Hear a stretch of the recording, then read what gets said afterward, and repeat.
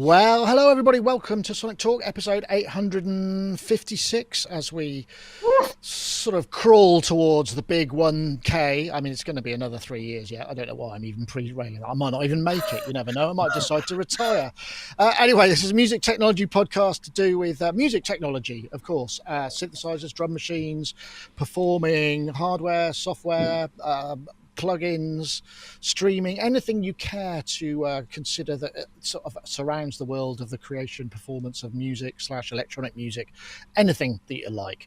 So we will be getting onto our guests in a short while. I'm just going to give you a little bit of preamble. I want to say thanks very much to all our friends in the chat. Got a nice fulsome chat room. Nice to see you, McAvery, Kissing the Machine, Good Tractor, Nick Howes, Electro Conductress. Oh, there are a whole bunch of people. Always good to see the chats. You can join us Sonicstate /live. And that's where the chat is and all the information. I'm not going to go into that now because it'll distract me. But while I've got you, I'm just going to mention that coming up we have we've got a Bitwig Studio competition, which I can thoroughly recommend you join. It runs till the 22nd. You can win a full version of Bitwig Studio, and you can increase your chances of winning just by reading the form and going there. So do check that out. Also, I'm going to play. I've finally done a new Patreon ad, and I'm going to play it now to encourage you to join our Patreon because we are a very let's go. There are so many great reasons to join our Patreon. Ad-free versions of our reviews and other videos, plus exclusive content like extra review footage and hidden gems from an extensive archive. Get early access to selected videos, enjoy the Sonic Talk pre-show banter, and there's a growing library of sample instruments and impulse responses to choose from. You'll also get access to our Discord server and a private monthly hangout with the team. So head over to patreon.com/Sonicstate to see the latest offers and explore our ever-expanding collection of Patreon-only content and help keep what we do independent. See you there. I went a bit crazy with the with all the transitions there, just because I hadn't done one for a little while, and it looked a bit boring with crossfade. So I hope you forgive my my A to Z work through the list of cheesy transitions between shots. Anyway, let's get on to our guests. We've got a real duty this week, which is great because summer is often a little bit quiet and a bit sort of hard to wrangle the gang together. But we've got a full panel. So actually, let's start with Rich Nickel from Pittsburgh Modular, who's there wearing his summer shirt. I guess, are you going to be on holiday soon? You said you better get me while I can. I'm not going to be around for a couple of weeks. Yeah, we're going to the beach. So I'm going to spend this coming weekend, I'm going to be in New York City doing New York City things. And then we're going to go to the beach for a week and a half or so. I can't wait. I'm just going to shut off and stare at the waves, play with my drone, maybe turn on my my field mic and just see what I can get. I can't wait. But we did, leading up to that though, it's sort of in the shop, we just got a bunch of prototypes the other day. And one of them, you were talking about all the transitions that you did in your, I didn't see a star wipe, by the way, but that's okay. No, I felt that was a little transition too far. One of the little prototypes we're working with is this really cool effect where you sort of wipe horizontally across a waveform between two waves, and you can modulate that and everything. It sounds really, really cool. So we've been playing with that at the shop quite a bit. So I've been enjoying the wipes.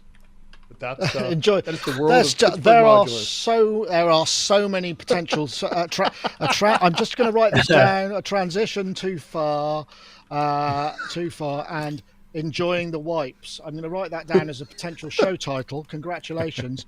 Enjoying the wipes. Yeah, okay, the wipes. Nice one. Well, lovely to have you, Rich. I'm sure you will be thinking about synthesize. Do you find when you have a holiday like that, you sometimes you get a great idea when it sort of comes into your head? Did you find that you kind of go, I know, and you come back with a sort of all clue, or does that happen when you get back? Oh no, I take my laptop with me and I open it up, in the evenings after the kids go to bed and the wife goes to bed. I'll just sit outside in the chair with my laptop and doodle and come up with some ideas. Absolutely, because you're not doing work. You're sort of, your mind is free and it's allowed to wander a little bit. And that's, I think, really interesting ideas come out then. Absolutely. Well, lovely to have you. Nice to see you. And then we'll nip over to Rob Pericelli from ProSynth Network, who we haven't seen for a little while. I know you've been busy. I can see you've got a fairly strong Arturia quotient there. I can see the Astrolab, and is that the Polybrute behind you? And is that also, what's the next to the Astrolab? Is that another Arturia? I can't Mini Brute 2S. There we go. Look at that. Yeah. And there's Matrix Brutes and all sorts of, I'm a big fan. But it has been, every time you send the invites, like, oh damn, I've got a meeting or a call or something. So I've actually been off the last couple of weeks, and so last week and this week. So I'm here. I'm available. I went away last week, and I did. Richard saying he takes his laptop out. I deliberately didn't take anything musical with me at all, mainly because I was with my wife, and she would have probably slapped me around the back of the head for not paying attention to her in the evenings. But no, it was a conscious decision just to kind of literally switch off for a week, and it was nice.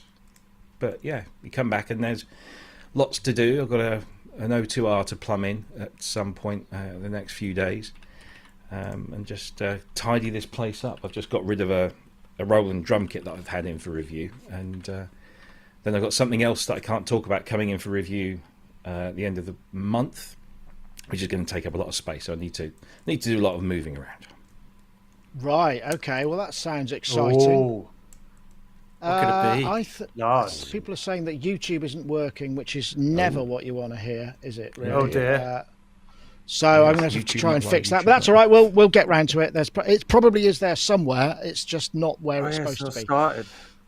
So, and we've also got Sam, Look No Computer, which I will, while you're saying hi, we got you on, Sam, because not only you're an interesting bloke, as you can see by your background, but also you've been doing lots of activities, and you've been in Italy enjoying quite a lot of interesting adventures. So we'll get on along to talk about that. How's the Mini coming along? Is it working all right now?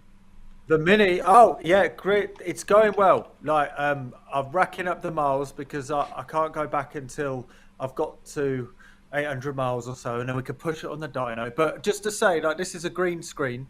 None of it exists. So, I'm pushing on the green screen right now. There we go. Wiggling around. And is it, like, do we sort the YouTube because it's not loaded? Oh, no, it's not there yet. Wait, I'm just trying to find how I can. I'm just going to find the URL because it looks like what's happened is. Hold on. Copy link address. I'm putting it in the chat. Let's do that, and then I can go over to the one that's not working and bring everybody over. This is what we call live. So I'm going to put that there, and then I'm going to not say. Not even breaking the sweat. Look at that. Brilliant. This one. Okay. So such a pro. Okay, I've let me have a look. So I'm just going to save this. So that should work now, and then that's the right one. Okay, so people will join us. I do apologise for that. It's one step. I forgot to set it to the new, because every time you start a stream, you have to say, "Oh yeah, I'm going to this one," which is the one that I set up for last week, and obviously that's the one step I forgot. So I do apologise, but I've put the link in the show that's not working. So if people go there and say it's not working, it should. This one not. I don't think that link's working either. Oh, you're joking. Oh, yeah, it is. No, it is. Sorry. Yeah, this one. Just test, yeah. Okay, right. I'm going to just save that. Okay, I do apologise. That's I've started to sweat now. This is where things fall apart because now what happens is I get flustered and everything else breaks. So it's not a good show. But that's slightly operator error, but not too bad. Anyway, I hope everybody's good. It's nice to have us all together. We've got loads to talk about. Let me go back to. Let's actually start with let's start with you, Sam, because you've been in Italy, and I'm going to play a little bit of video because I just thought this looked right up your street. Sam, where are we? We're in a factory that used to make synthesizers and musical instruments and stuff. And it's been empty for quite a while. It's been cleared out. You've been before, haven't you? I've been here before. And getting to see it for the first time, it's really cool. So have a look at this pile of keyboards and organs and such. Probably stock, but now they're covered in pigeon poo. Yeah, some of the pieces. blooming awesome. I mean, that's a I won't play the whole thing because it's long, but it's one. great fun. This looked, as we know, there's it's somewhere in Italy. There's an old Bontempi factory, and I've heard about this for years because Dave Spears went there. I think Dave Spears went there when it was actually still working to go and consult on some of the Gem keyboards, and subsequently it's still been. It's not changed all that much. I mean, it's still there. It hasn't been. It's astonishing. That sounds like such fun. I mean, I could imagine someone like you who's so into kind of all of the, finding and restoring. You must have been in heaven. Did you have to buy a shipping container to return home? I had to limit myself because it was a bit. I was walking through. There was a love-hate situation with it's just like there's so much stuff still there. Amazingly enough, I can't remember the exact dates. Heimbach chatted to Jan Moore, who basically took on the stock inside the building, I think in 2019. So since 2019, he's been selling off all of the stuff to other companies, like all of the tooling. It was full 6 years ago, and I can't remember exactly when it closed down, but it looked like when there's videos in Heimbach's video about it as well of when it just closed down, and it's like everybody just left. And there was coffee cups on the table still and stuff like that. This is obviously 6 years later, a lot of pigeon poo, but there's an amazing amount of stuff still there. Yeah. There was a lot of stock, but I'm not sure whether the stock was functional or not. Obviously, it's been running for a long time, and Farfisa were operating out of there. They built stuff for Hammond and Yamaha in there as well at times. And there's a really interesting thing because basically Museo Sinf del Merciano. Oh, sorry, okay, right. Ricardo basically he got in contact with them many years ago. Bought quite a few oscilloscopes and various different things. Quite a few things from the research lab, the Farfisa research lab, which is called the Mars, and they made the Iris sound generator, which is an amazing early 90s virtual analog sort of max MSP kind of thing. It's kind of pretty mad when you look into it, but it never really came to fruition. And the only thing that was developed from it was the chipset that went into the Farfisa F1, I want to say. But it sounds like really cutting edge stuff for the time. There was a lot of cutting edge stuff that went on in the Bontempi factory, not only making Bontempi toys. It was just amazing to see there. It was a bit of a shame that there was stuff still sitting there, not being used, but there was test areas that they had these ramps that you would lift up. I presume they had cardboard boxes on them. They let go, the cart would go down the hill and smash into a wall, and that's their test to see whether the cardboard boxes were up to the durability and stuff like that. Wow. There was loads of like things that were pushing on keys to test the durability and things. It was absolutely amazing. And Heimbach went there a few years ago, and he told me about it, and it sounded really cool. And apparently there was more stuff then, but unfortunately they weren't allowed to film at that time. So it's only been allowed to film. They were all right with us doing it this time because it was, it's basically at the end of the clearance kind of thing. But gosh knows what it would have looked like fully 6 years ago. Pretty insane, probably. Oh, there was PDPs, massive PDP computers, and like everything I think through the development stage, but from the 60s to the 80s was all still there.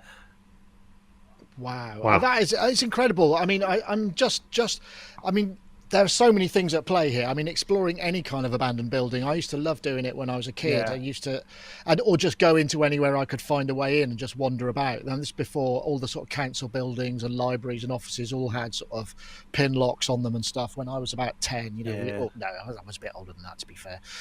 I just used to love it, but the notion of being in a synth factory of that, because I mean, do you know roughly how much square acre it is? Because it looks enormous. Oh gosh, like that wasn't even all of it. Like there was a few empty buildings that were you'd have to ask Ricardo, probably, oh gosh, I'd say an acre, no, 2 acres. Like you're not even square meterage, you're not talking about. It was 2 floors as well. Ginormous. It took 3 hours to casually walk around it. Wow. The whole place. That's amazing. That's what a fantastic thing. I guess I don't know what questions anyone would have to ask, but I mean, feel free to chip in. I mean, Rich, have you ever? I guess places don't usually stay that abandoned for that long because real estate is so valuable that it gets bulldozed, and maybe in Detroit or something, and even then they're starting to kind of do that with the car places. So I just wondered, have you been anywhere similar or heard of this? Well, when I was younger, we had Pittsburgh was a big steel factory town. So when the steel factories all started to close, we had abandoned factories everywhere. But they were so dangerous to go in that nobody dared. They were polluted and dirty and a lot of pointy, heavy things. So nobody really. There wasn't a whole lot of urban archaeology with that stuff back then. And nowadays, like you said, that real estate it's such a prime that nothing really sits around long enough in Pittsburgh for something like that to happen. We do have in the building that I'm in, which was an old Westinghouse air brake building. They built brakes for trains. Down in the basement, there's some really interesting machines that they couldn't get out when they refurbed the building. So there's some very strange looking, very interesting looking machines that are just sort of built into the foundation of the building. And that's kind of neat, but that's as far as I've ever gone with that stuff. Oh, lovely. That sounds awesome. Interesting. I was talking to Richard Devine when we were in Manchester, and there's a hotel that we all stayed in called the Britannia in the centre of Manchester, which I'm actually going to be staying again in October. We're going to go up there for a weekend. My missus wants to go and see Coronation Street. so she's going to go. But in the basement of that building. Place? Well, the studios, the studios. Oh, okay. You sound like isn't that what the I don't know if you watch it, Sam, but there is a load of animations at the beginning now. They do these sort of little inserts, and you just took one of the lines from the crocodile that's in the animation. This will be. I don't watch it, but that's funny. Yeah, this will be of no consequence and no reference to most people listening to this, and you can keep it that way. But anyway, yeah, it's fascinating. Rob, what about you? Have you been anywhere like this? Not like that. I mean, I feel awfully ashamed that being Italian, my knowledge of all of the Italian organ and synth manufacturers is pretty sparse. But what I often do hear is that, like you said, Bontempi, Farfisa, and that they were doing some really cutting edge stuff that never really kind of made it. And I think eventually some of that stuff got either copied or bought out and used by other people. But they really were quite advanced. And yeah, I watched that video. I loved it because I think there was another video somebody made some years ago, wandering around an earlier time, and it ticks two boxes. It ticks the whole kind of synth geek box, but it also ticks this little urbex thing that I'm too chicken to do that stuff myself, to go into abandoned, disused buildings. I know someone who does a lot of photography, brilliant photography. He goes into old hospitals and asylums and things, and just does a lot of really great stuff in there. It's just I'm too chicken to do that. So I like to live vicariously through people like Sam and Heimbach doing that kind of stuff, and rustling through boxes of documents and opening drawers and seeing what's stuck in there. I think the worst I ever did was sneak into a couple of old railway sheds as a young boy, looking for trains and stuff. But no, it was fascinating stuff, and that kind of Italian synth stroke organ history is very rich, and they came up with some great stuff, and some pretty awful stuff as well, but some good stuff. Did you say there was an earlier video? I'd be curious. I've seen something. I can't remember where it was, but I can't remember because I only sort of saw this the other day when I got back from Paris, and I seem to remember somebody walking around, whether it was official or not, whether they'd snuck in, or whether it was a video by someone who had obtained the permission to do so. I don't know. I'll try and find it and send it over. That's cool. But I'm it's probably more full then. Yeah, it might not have been.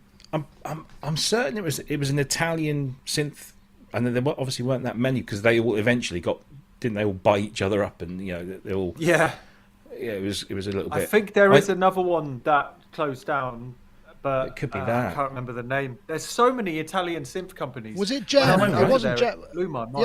Yeah, it wasn't Gem because Bontempi and Gem. I don't know if were they linked or was it Bontempi and other ones. I can't remember now.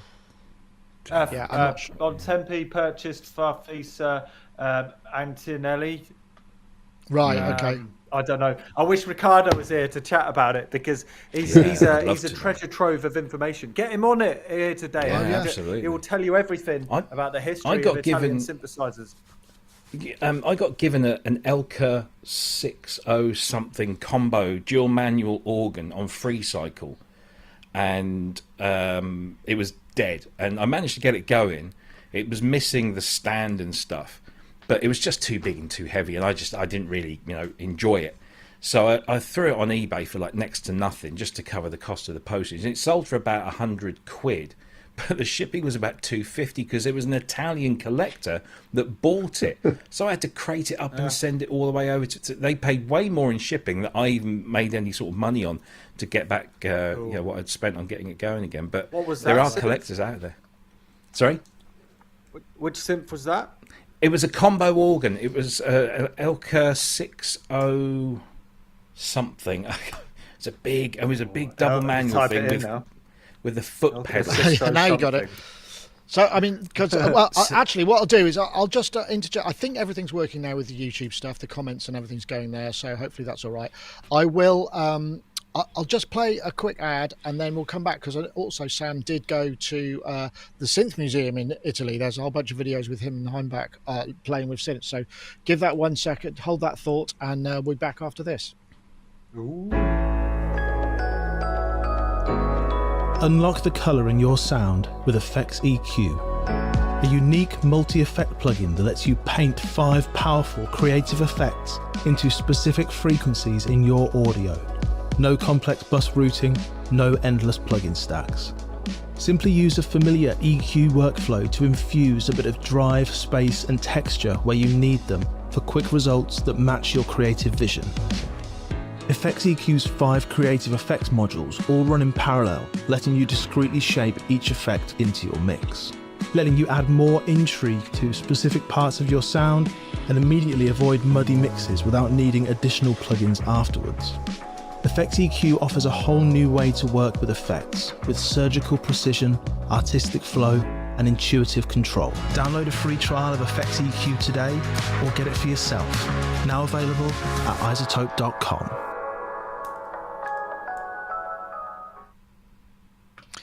Yes, indeed. That worked. That's a good. Got to keep the sponsors happy, definitely. So yeah, the other thing that you also went to, Sam, was the I don't know where the Synth Museum was, but I know because there are so many Italian synthesizers that are kind of obscure. I mean, like Cherry Audio are kind of they've probably got a massive long list, and they've only done 3 of them, and there's like another 200 to go. I'd imagine.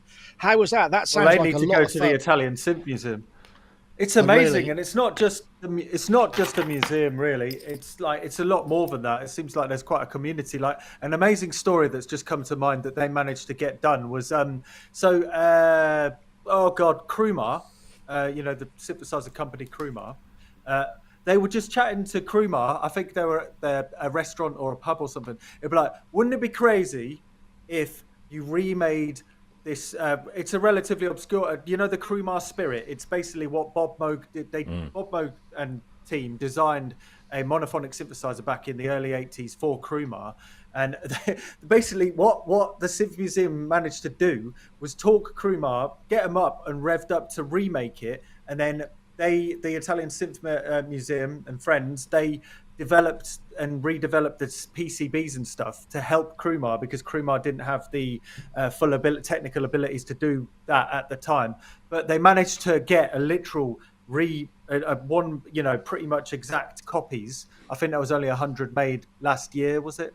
Of an Italian synthesizer that hadn't been made since 1983. So crazy things like that they've been able to achieve.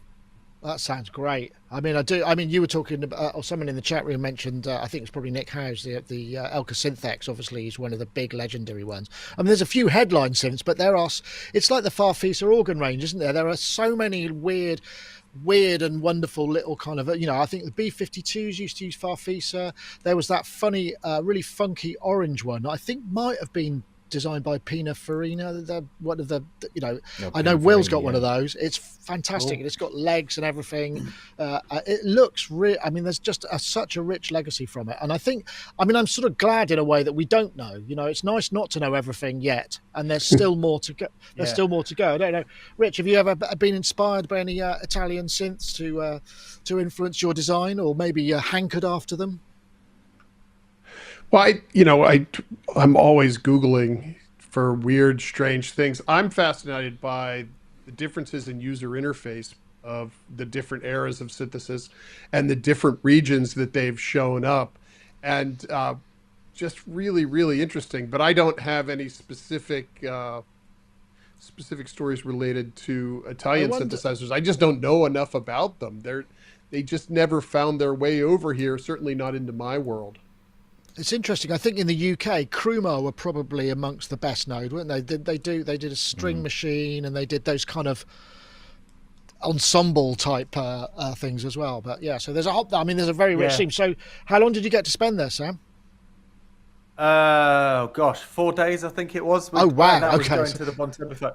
So it was me and Heimbach. We wrote did a bunch of songs on a bunch of the different synthesizers. And just before I forget, Jen. I didn't know JEN. Yes. Jen. Yes. That's like they were in all of the catalogs. So that's a very popular mono synth SX 1000. So it was very good. It was amazing. I wish it was a bit longer, just to try more of the synthesizers, but why? There wasn't enough time. Keep on bringing more in. No, there wasn't enough time. There's hundreds of them, and drum machines. God, the amount of drum machines, arrangers that the Italians made. There's a definite style that Italian synthesizers have that are different to, like and German synthesizers and stuff like that, because it all stems from organs. And all of the style and the design choices of the divide knobs down and type stuff. thing, yeah. It all kind of like comes from the organ thing, but it's taken in a whole different kind of direction to, East Coast, West Coast, and all that malarkey. Yeah, absolutely. It's interesting, isn't it? There's so much of it. Nice to see Glenn Darcy there from Hydrasynth, and also, Arturia and many other companies. He said he started out with a Krumar, what was it? He said DS2 and a Performer. There we go. So they must have made it over to the US then, if indeed Glenn was in the US at that point. But yeah, fascinating stuff. I mean, it sounds like the sort of holiday would be quite hard to sell if you were traveling with your partner, because you'd spend most of your time continuing to. I don't know. I quite like it because we've been invited over. There was a couple of. I was invited over to this one in Switzerland. I think you've been to that one, haven't you, Sam? Yeah, that's another amazing place. Whole different type. It's a different. I mean, I went as they were starting. I'm not sure what it's like now because I went in 2019, 6 years ago now. Long old time, but it was really cool. They were always continuing to repair and restore all of the collection, because the story is it was all, the whole beginning of the. Tell me if I'm talking too much about this crap, but the whole story was a guy, basically, I think he wrote soundtracks or something, and he just bought everything, absolutely everything, and shoved it in a warehouse and stacked it on top of each other, and then I think he gave it to them. So they weren't given in the most perfect, pristine of conditions. Some of them at the bottom, of course, weren't. Like there was probably memory moog stacked underneath, like Farfisa organs, for instance. Things like that. Oh my! But well, it just goes to show it's the same truism. Media composers are the one who make the most money out of all the musical disciplines, even back then. So that was interesting. There's that one, and I was invited to a place in Transylvania as well. That was literally in a castle in Transylvania. These chaps at Superbreed, I must find the card somewhere. Said, "Oh, come over, maybe do a masterclass." Well, in the museum, and I was like, "Wow, that sounds like it could be the beginning of an 80s movie right there." I wonder do they bring a smoke machine down to the train station just to keep up the sort of proper action? That would be a lot of fun. But there's also Synth Museum. That's cool.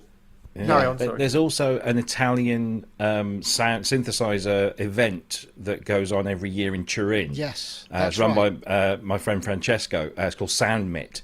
And they tend to do it sort of like November time, which is probably not the best time to go to Turin because obviously it's quite northern and it starts to get cold and snowy. But yeah, it's a great show. I'd be quite remiss if I didn't mention that. So Soundmit in Turin, if you want to go to an Italian synth show. I think Cool. I think we sent Ed there once. I think Ed may have gone to Soundmit. I can't remember. It's a long time back.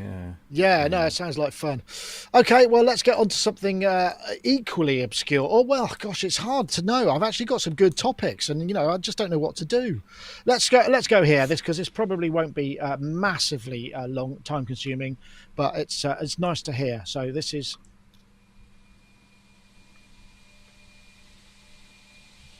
A track made with the VP-1. This was from Christian Holton. He sent me this saying, I don't think anybody's done this before. This entire soundtrack, which he's done to a game called Solitude that was written by a few of his mates. He's done a soundtrack to it that's just basically and published it. And the whole thing was multi-tracked, sort of improvised live each time with the Yamaha VP-1, which was, of course, the 1994 physical modelling synth.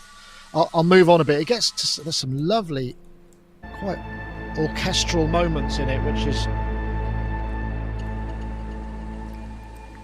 And I've only ever seen one, and I think that was at the Innovation Road in Hamamatsu when we went with Yamaha in 2019 or 2020.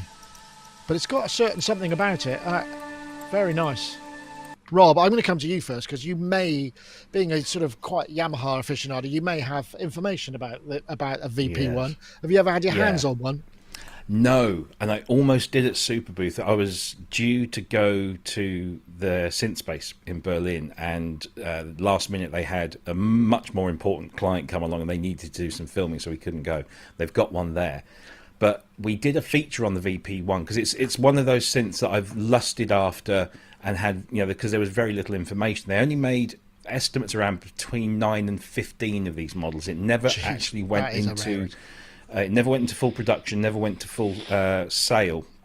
And so what kind of happened was that at the end, when they decided, because it used a different type of physical modelling synthesis to the VL1, and so they eventually decided that the VL was probably the more lucrative and business-savvy decision to go with, and the VP1, because it was 16-voice polyphonic physical modelling, it was stunning. So yeah, they made about 9 to 15 of these. They sold those off to the highest bidders back in the day, people that had been using them for development and stuff. And I found one, or so I didn't find one. Somebody found one and offered it for sale. It was an American guy who was studying at a university in Japan a few years ago, went into the basement and found a pristine VP-1 on the original VP-1 stand with the leather-bound manuals and all the floppy disks and everything. Oh, wow. And he said, look, the university just want to, liquidate it, send in offers. And a few of us sent in offers. And they were soon superseded by people with much more money, because these if you find them, they tend to go for like tens of thousands of whatever. But it's an amazing thing. And then my friend Manny Fernandez contacted me one day and he said, I've got Reinhold Heil's VP-1 and we're restoring it. We found some bits, they were broken. We've managed to find some bits to replace it.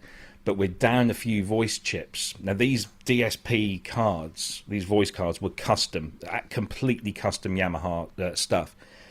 And so Manny still obviously knows people at Yamaha and Hamamatsu. He called them up and said, look, we're looking for this stuff. And they said, we'll have a look, but, this is one of the rarest synths we've ever made.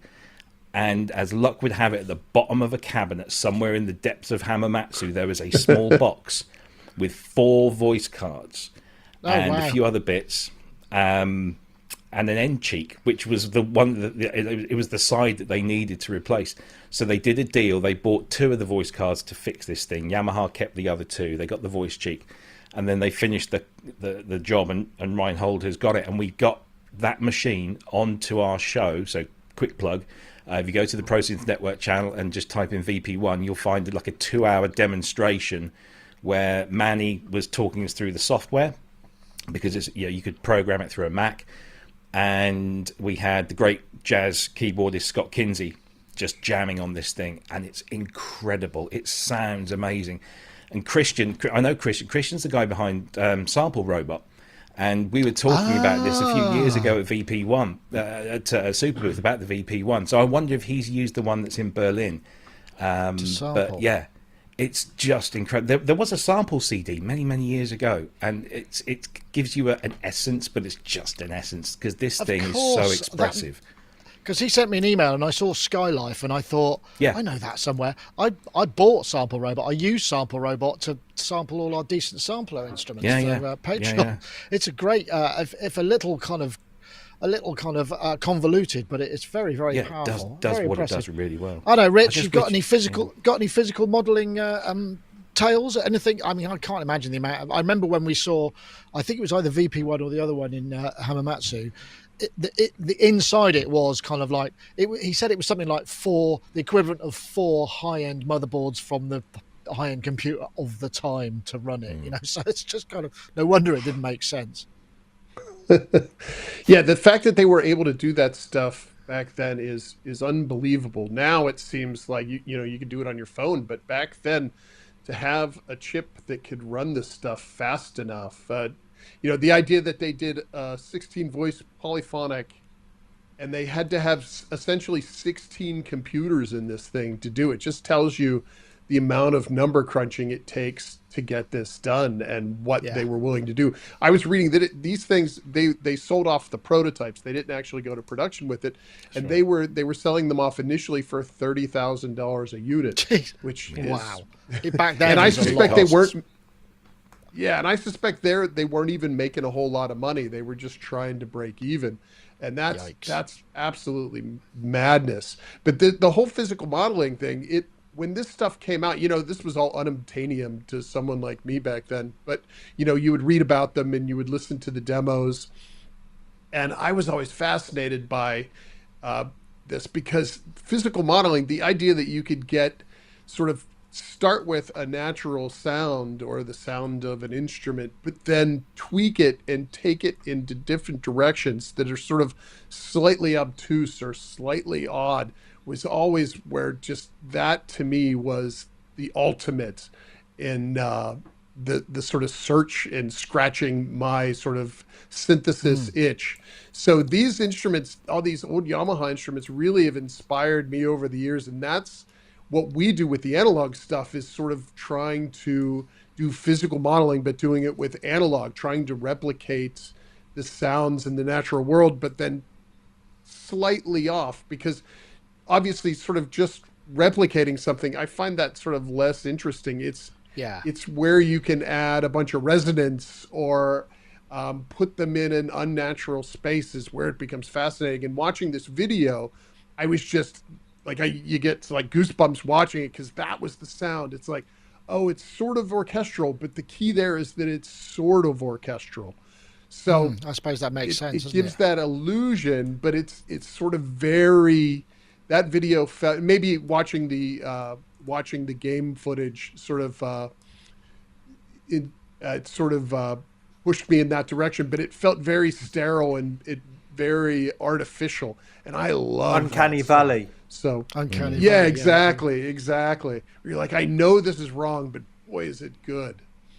Yeah. I know, Sam. I mean, in a way, just want to say, Glenn Darcy again. Alesis Fusion had a fairly deep physical modelling engine. It was also hard to program. Just what I dropped that up there. But I don't know. This almost fits in your retro technology, because I mean, it's 94 computing. Funnily enough, well, this is what, going back to the Italian Bontempi factory and talking about this is the same time that the Mars Iris, which is basically the same sort of idea and technology, was being developed in the Bontempi factory as the VP-1 was being developed. It's a very similar sort of thing, big physical modelling, loads of computer chips. And there's another Italian one, I think it's Italian, I might be wrong actually. Oh no, I think I'm wrong now. The Capybara 320. Oh, the Kaima, Capybara. The Kaima, yeah. Kaima, yeah. I mean, I'm looking at one right now, talking about it. I can't find the FireWire interface. It's really annoying. So I've got a Capybara 320. I'm trying to figure out how to use it, but I need if anybody's watching, got a FireWire interface for a Capybara, get in touch, please. I'll be your best friend. Oh, right, okay. Well, no, was well, you never know. amazing. I mean, it's always good to have some of that stuff. Yeah. Anyway, fascinating. But just look at a video of the Mars iris and the sounds that it Okay. makes, and it's I've the never most. heard. It's mad. It sounds crazy. It's like it's, Oh, yeah. right, it's articulate. Doesn't make sense. How interesting. How Yeah. interesting. We'll probably get onto another topic, actually. I can't believe how I thought that would be just a quick one. We all went, oh, that sounds nice, but it's always great to spur some conversation. Let's go. Okay, I'm going to go with, I'm going to skip that one, and I'm going to go to Alex Ball and the Base Station. Let's have that. The class, a good 30-minute documentary. This is what we need. What in an our life, interesting documentary as well. Yeah. Absolutely. Let's play a little bit of it. Yeah, this is Alex Ball In working his magic 1993, a again. young British music company called Novation released their first synthesizer. Humble in appearance and price, this little synth punched above its weight and became a classic that's as popular as ever over 30 years later. If you're into electronic music or even just into music, you've no doubt heard the sounds of the Base Station.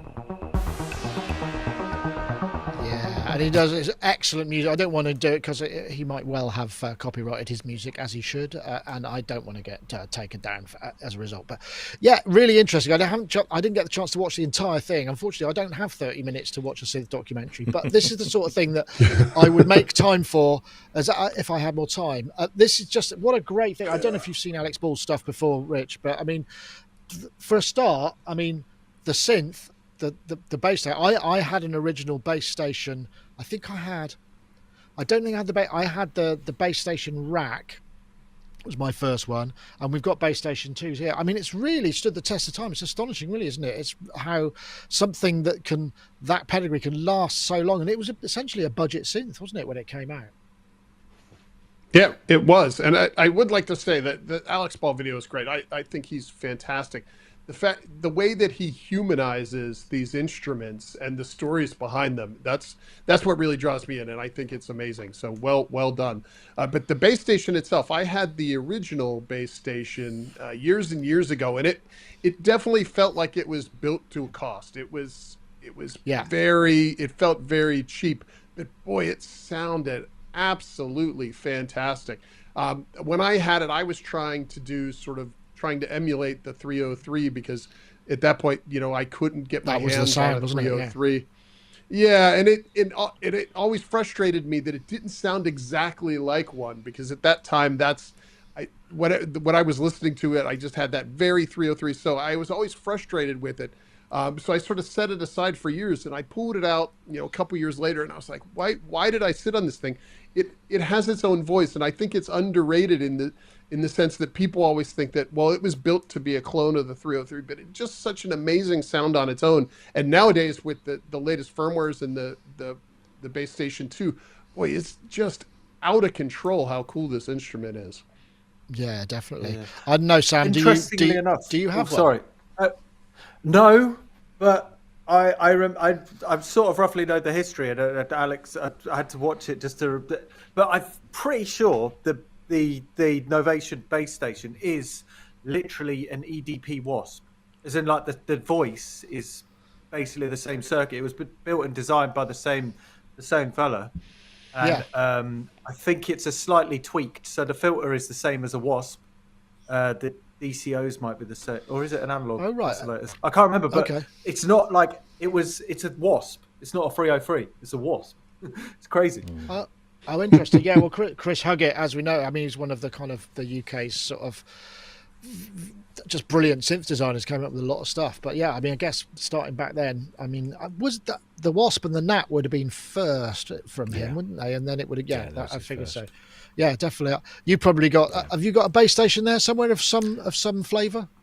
Only the plug-in version, which is the brilliant GeForce plug-in version. Oh, that's a good one. Because that is good, actually. Back in the day, at that time, when the base station came out and everyone was having a base station, to me, I wanted something. I wanted polyphony. I didn't want something. I didn't get it. It wasn't what I was after at the time, and I regret not picking one up. But the plug-in was great. What I think Alex has done here, though, and I hate this guy because he's so goddamn talented and brilliant and such a lovely human being, makes me sick. But what he's done here, he's wrapped this documentary up as a something about the base station, but actually what it is, it's a Chris Huggett tribute, and we need as many Chris Huggett tributes, because it tells that story, as Sam says. It goes from the Wasp and the Gnat, and it goes all the way through to the final stuff that he worked on with Novation, with the Peak and the Summit, and the last stuff that he was working on when he passed. That of course Paul is brought into the Mantis and other stuff, which I think is brilliant that he's carrying on that legacy. But all of the stuff in between, like the stuff at Akai, or Akai if you're in America, and all the other bits and bobs that Chris dabbled in. I mean, I've heard Dave Spears tell countless stories of Chris, and it's just brilliant. And I just love this documentary because he tells it in such a way, it's Alex's style. He's fully researched, it's accurate, it's on point, but it's human, and it tells this wonderful story of a great man who gave us many, many great things, musical things, and he was a genius, really, and he should be celebrated. And I think Alex has just done that perfectly. Yeah, that's a good shout. Really good. Excellent. So, Rich, you kind of looking forward to when you're in your 80s having people make documentaries about you? Has anyone made a documentary about you yet? No, I don't even have a Wikipedia page for Pittsburgh Modulars, so we're flying under the radar. But Base Station, I mean, it was a fantastic instrument. So yeah, and still is. I mean, we've got a Base Station 2 here because it's now got that firmware, the Aphex mod, where because it can change programs so quickly that you can kind of do some really clever things with it, and sort of it's an interesting. It's almost like wave sequencing patches, if you see what I mean. It can do that sort of stuff, which is quite unique. I mean, there aren't many synths that can change patches that fast. I don't know about the original, but certainly the later one does. You could say sort of like the Oscar does that with its DCO, because like it, which is it's just true. It's mental. Like the idea of, I wonder if I'm just looking at I've been trying to see whether they are the same oscillators. I don't think they are. There must be different DCOs, surely. Yeah. So, carry on. Sorry. Somebody did say in the chat room that maybe Chris Huggett was one of the first people to use a DCO rather than a VCO. So I'm not sure if that's true or not. But yeah, lots of great stuff in there. So well worth watching that. I'm just going to take a quick break and we'll be back after this. I know right away when it's good for me because it makes me write something. Komplete 15, a do-it-all production bundle for endless sonic inspiration. I did not know it could do that. You have your low sounds, you have your mid sounds, you have your high sounds. Create any sound imaginable. All together, sounds nice and big.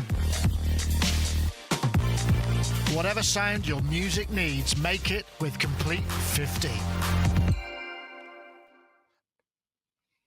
Yep, and here we are back again. Right, well, we haven't got an awful lot of time left, so I think we're going to go with your game because because this is yet another one of your enterprises. I mean, where do you find the time to do all of this stuff? Well, answer that when I play the video, and then we can talk about it because this has been in the topic list for a while, and I've not found the right panel to discuss it yet. So let's go.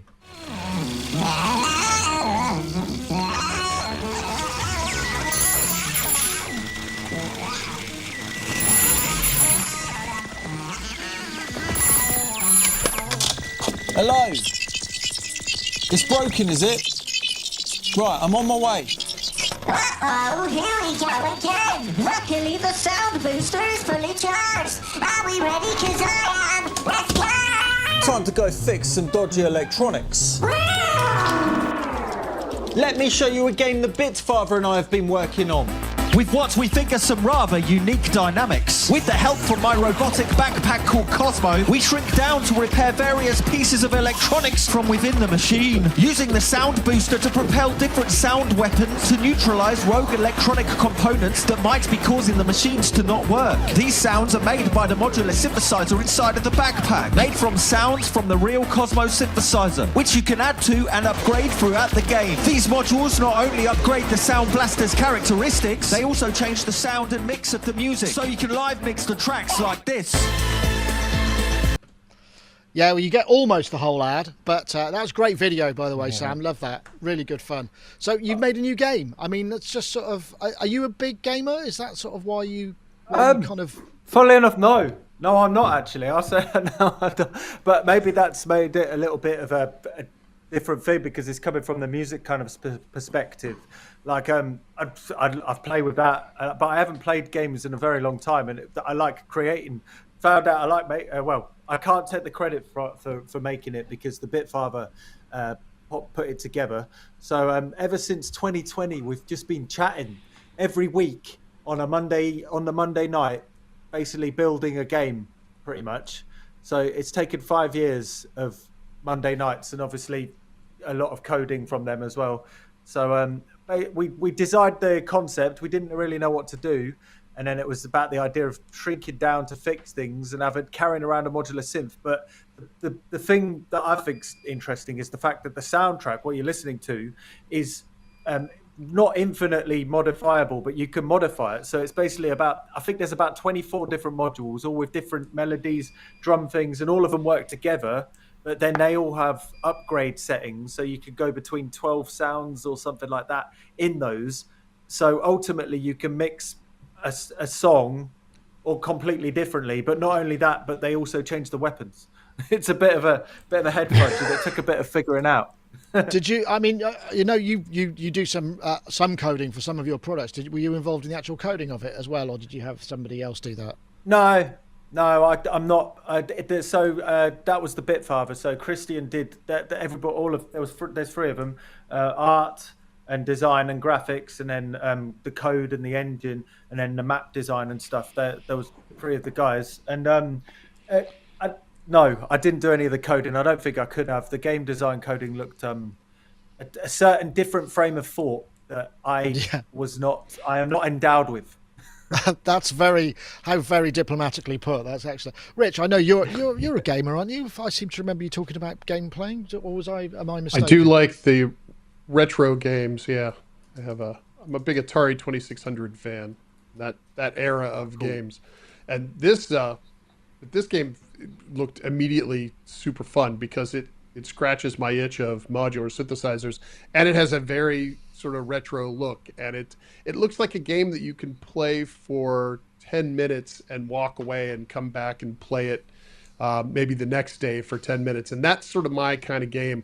I like something that I could just pick up, sort of bang on. And maybe that's why I like Atari, because, each game only lasts a couple minutes and then it's exactly the same every time you play it. That's great. And this probably isn't exactly the same, but it looks like something that I could just pick up, play for 10 minutes while I'm sort of trying to forget about whatever problem I'm trying to solve for the minute. Clear the buffer, then set it down. Yeah, and I think that's a lot of people use sort of iPhone games or puzzles to do that stuff, but I prefer something that's a little bit more focused. So this I can't wait to fire up Steam and get it going. It looks really cool. Oh, I beg your pardon. Sorry about that. Oh, it's on there again. But that's the thing. There's so many. Yeah, I didn't realize actually like how. And some people mentioned it. It's like you say you can pick it up, but it's actually pretty blooming big. I don't know how big games are supposed to be, but it's quite big for a retro game style. And yeah, Christian has coded his blooming ass. Did you go for high sample rate, high bit depth? Because I mean, back in the day when I was doing CD-ROMs, we were talking 8-bit, 11 kilohertz was about all we could get. Yeah. And if we really, but for some of the stuff we needed real intelligibility, we would go to 22K just to sort of make sure that was the high quality back then when I was doing CD-ROMs. Did you produce because you produce the audio assets, I assume, right? Yeah, you're talking about very technical questions that I should know the answer to.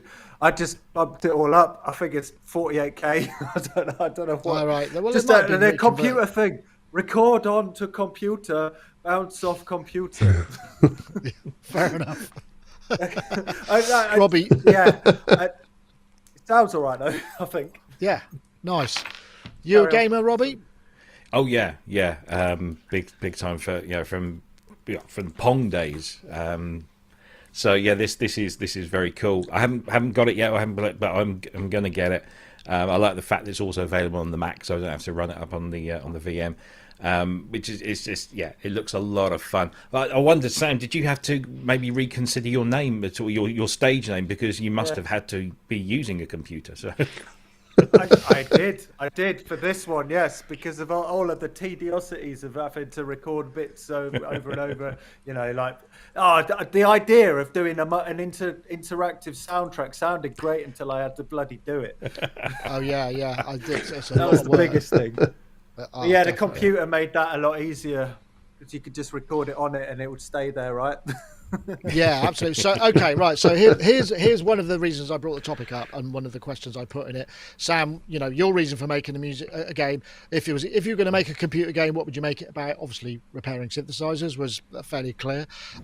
Mine obviously has to do something to do with pulse width modulation. I can't figure out what the concept for the game would be.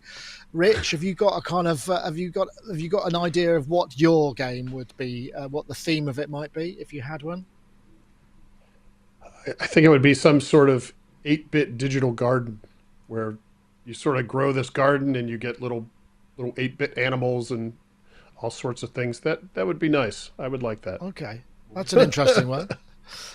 Robbie, I think mine would have to be green screen, and you'd have to use a light pen to chase things down, very Fairlighty. So just do something like that. I don't know.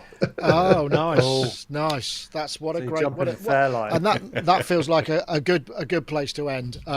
Thank you so much, everybody. And I've saved a couple of topics because next week might be a slow news week. So I feel like I've got economies. We managed to get the stream back on track. Thanks everybody in the chat room for hanging in there. I do apologise for that initial thing, but there you all are, still there. And I think the links have been going. So thank you very much, Sam. What's next for you? Did you do music with with Heimbach for that Italian synth stuff that's being released, or what's going on with that? Yeah, we've got to finish it. I think I've got to pop over to his at some point in the next couple of months and finish it. Right, well, that's fair enough. We got sidetracked by playing synthesizers. So yeah. Yeah, well, I guess so. That's often the case. And Rich, as we know, you're going to go and sit on a beach and not think about synthesizers during the day, but perhaps in the evening when everybody's asleep. So I'm getting excited. I'm coming to. I'm going to be at Bristtronica this year in September, so I'm really looking forward to that. We've got a stand. I'm coming. I'm doing. I'm not going to be having a stand. I'm just going to be sort of wandering around. I'm going to be doing something that I don't think has been listed anywhere with some people. So it's going to be a lot of fun. I can't wait. That'll be good fun. It'll be great to see you there. Looking forward very much to that show. If you haven't got a stand, you should have one of those jackets. They're just open. Down the side. Have a look at my modules. Have a look. Check my modules out. And yes, we're looking forward to that. We're hoping to kind of help them promote that and make it as good as it possibly can be. Robbie, what's next for you? Got a synth show this week? Yeah, we've got the guys from Supercritical on this week to talk about the Redshift 6, which has now got even better than it was before. So we've been chatting for a while, and they're going to come on the show this Friday. Richard just reminded me that we've got a stand at Bristtronica again this year, and we're going to be doing mostly 90s Yamaha because we thought, why not? Oh, you're going to get some kind of the new. Can you get the VP-1 in? I wish. I'd love to. But I just bought. I think no, you can't see it. It's just out of shot. I just bought an RS7000 to go on there as well. So I've got a whole bunch of the synths and the drum boxes and the sequencers and stuff. Nice. But we're also organising our own live event for next year. It's going to be called Synth Southwest. So it gives you an idea of whereabouts in the UK it's going to be. It's going to be down in sunny Dawlish, and we're going to have a little event there. It's going to have a bit of an expo and some evening performances, which we're still kind of in the midst of organising all of that. So we'll make sure we announce all that. I just saw my email. Superbooth 26 has just been revealed, 7th to the 9th of May. Nice. So start booking your hotels, chaps. Yeah, I definitely will. Although you need to, yeah, you can just about do it. I tried to book it as we left, and they wouldn't accept it because it was a year ahead. Is that too far ahead? Yeah. Too far ahead.